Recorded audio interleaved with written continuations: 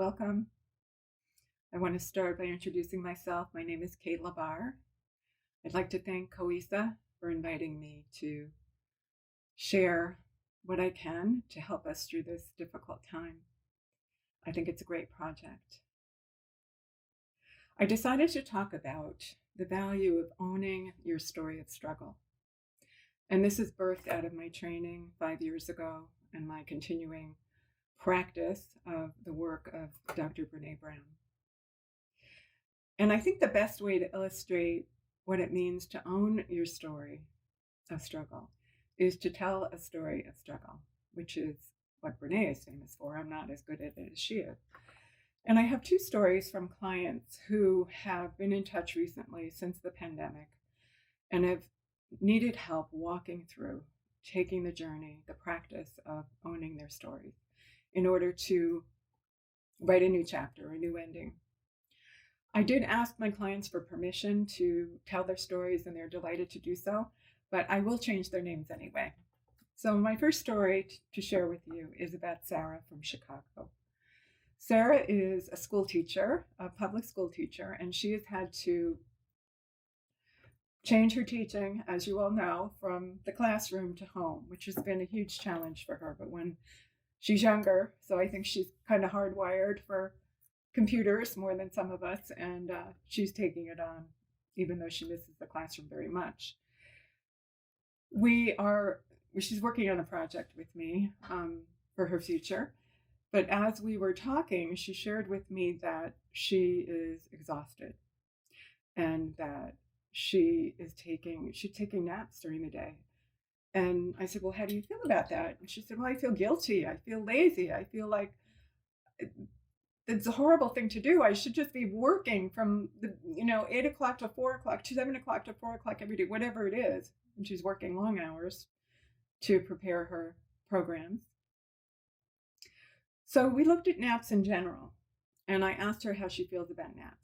I mean, how she feels when she takes a nap. And she said she feels refreshed. She feels like she can go on with her day with more vigor and energy. And for whatever reason that she's especially exhausted, this is a huge time of stress for everyone, and who doesn't need a nap?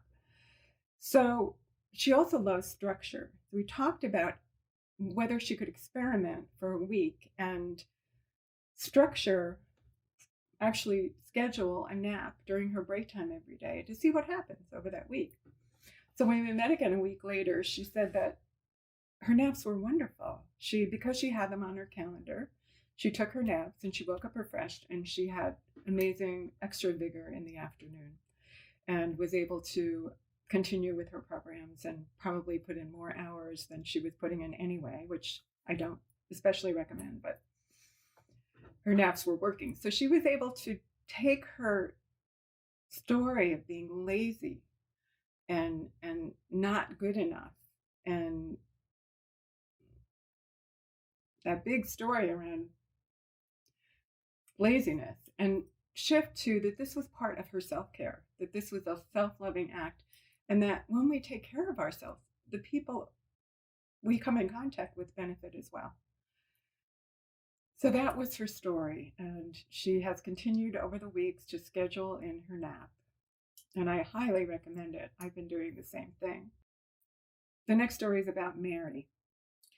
And Mary's story is different, and in some ways it's much more intense. Mary is a woman in retirement who isn't retired. She is a professor who does online courses.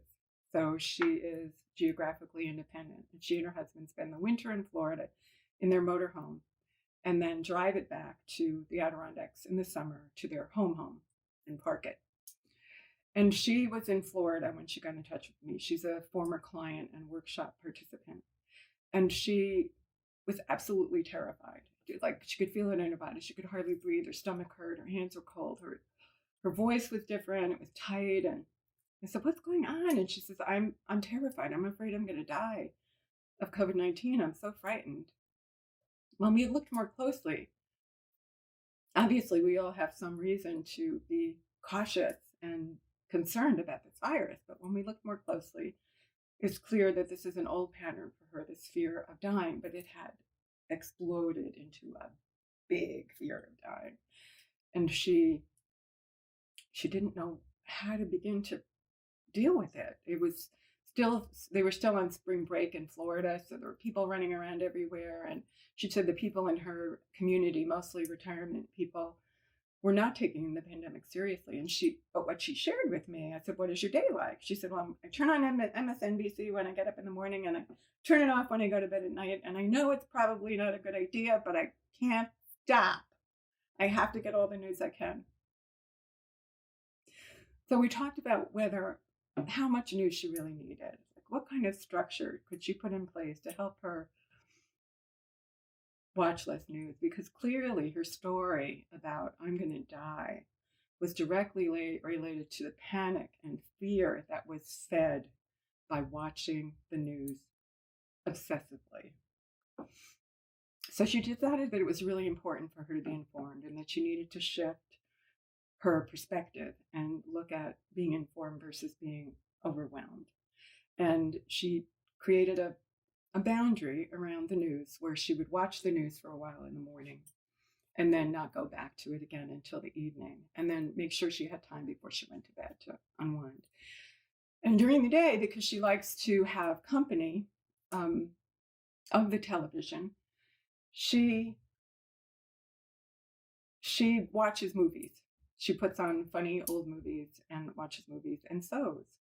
And she has been sewing masks. And I am going to get those masks for you to see. Mary texted me over the weekend when I asked if I could use her story. And she was so excited. She said she feels so much better. Her new chapter is she can be informed without being overwhelmed. And she has sewn 70 masks for families and friends. And these are just two of them. Aren't they adorable? These are just so cute. I love them. Thank you, Mary.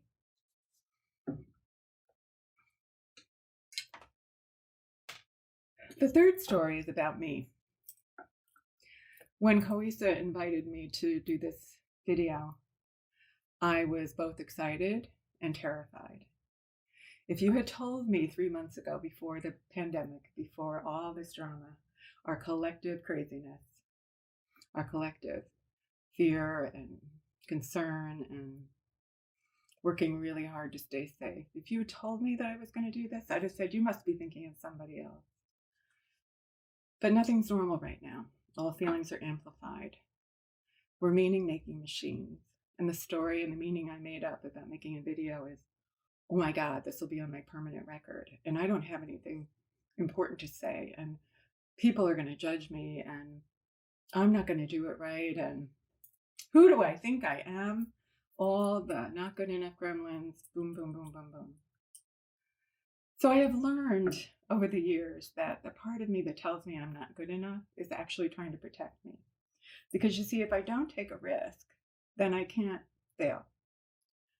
And so that voice that will tell me don't do it is ensuring that I won't fail because I haven't done anything. But I decided to be vulnerable, to be courageous, and step into this anyway.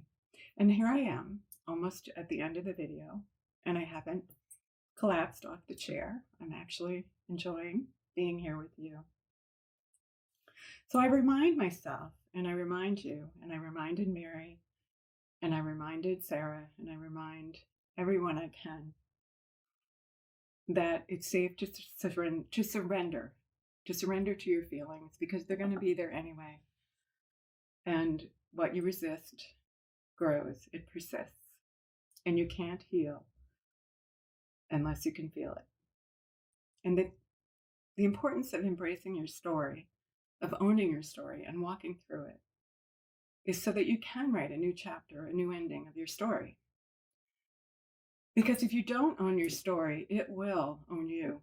It will determine what you can have, what you can be, what you can do in the world. And the only one who should have that power is you. So owning your story, you're not good enough story, I can't do this story, I'm terrified story, brings power back where it belongs, to you.